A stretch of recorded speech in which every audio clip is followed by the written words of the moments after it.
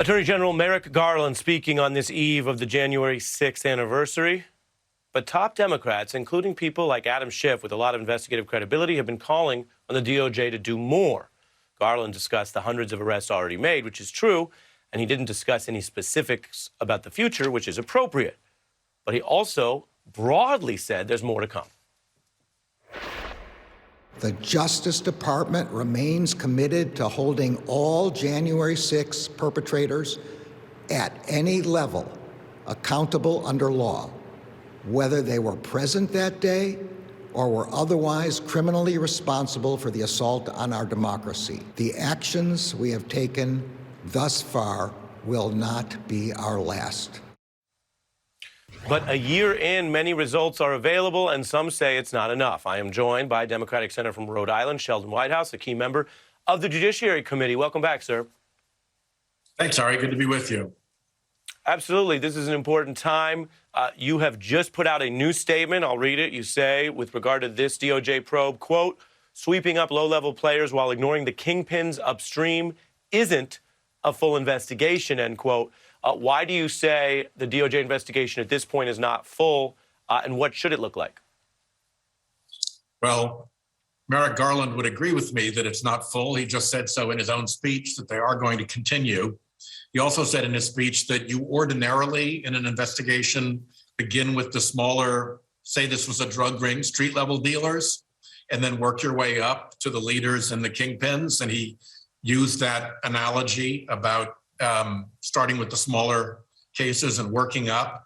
And the clip you used, I think, is the most important one, whether physically present that day or otherwise criminally accountable. And I think it's going to be that otherwise criminally accountable segment that we're going to be looking to.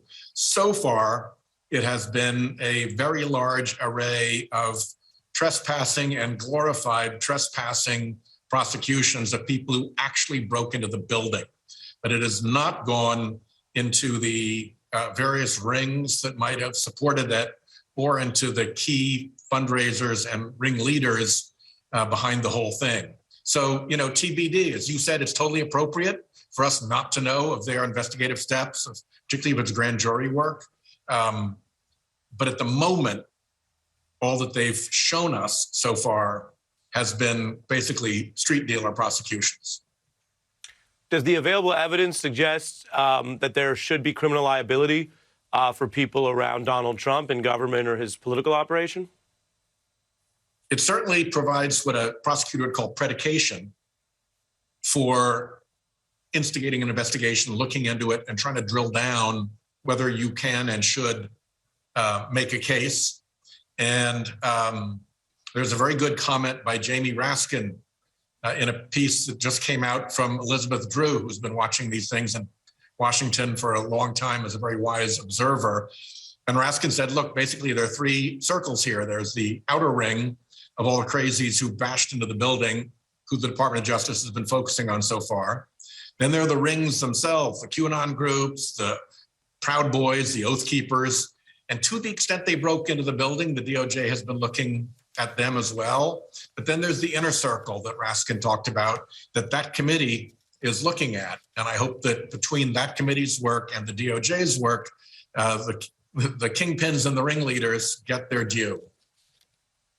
And while I have you as a top senator on all things legal, which includes voting rights and the Senate rules, Chuck Schumer promises a vote on something. We don't know exactly what by MLK Day.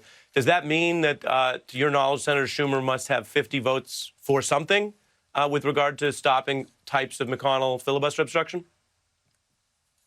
No, I think at this point what it means is that we can no longer go in an indefinite mode of waiting to find what will please our recalcitrant senators. There has to be a closure, some form of closure, and perhaps with that form of closure, a decision will finally be made, and I hope very much it will be to our benefit to pull us together Senator, as a 50-person Democratic caucus. Senator, it almost sounds like you're getting emotional with your caucus's relationship with your friend Joe Manchin. What does closure with Joe Manchin look like, sir? Well, you know, at some point when people are negotiating things, they need to put forward their position, something that they actually will agree to. in a negotiation. I don't think it's appropriate just to keep saying no, no, no, no, no. You've got to, if you're dealing with your own colleagues in good faith, you've got to say, no, this is what I want, not just no, but no, this is what I want. This is what I need. And that's where we haven't gotten yet. And that's where I think Chuck's move takes us. I also think it's going to be important for us to focus a lot harder on the dark money corruption part of this so-called voting rights bill, because that's the real pain point for the Republicans. That's the thing that really hurts them.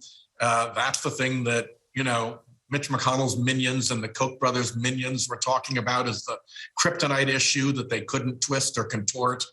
And they're so scared of the dark money issue that they're actually falsely accusing us of being the defenders of dark money when they are. Another signal that this is their pain point. And I think if we apply a lot more pressure on that pain point, we might be able to garner some forward motion here. Yeah, you've worked on that issue a long time. One of the first bills Speaker Pelosi passed on the House side is the For the People Act, which deals with some of the campaign finance issues. And as you say, that's one more thing that's held up by the filibuster.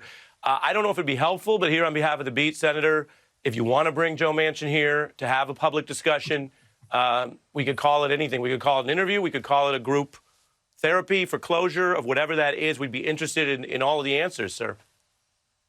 When we have something to tell you, I will be the happiest senator. All right, fair enough. That's how the news is sometimes. Senator Whitehouse, thank you. We'll be right back. Thank you.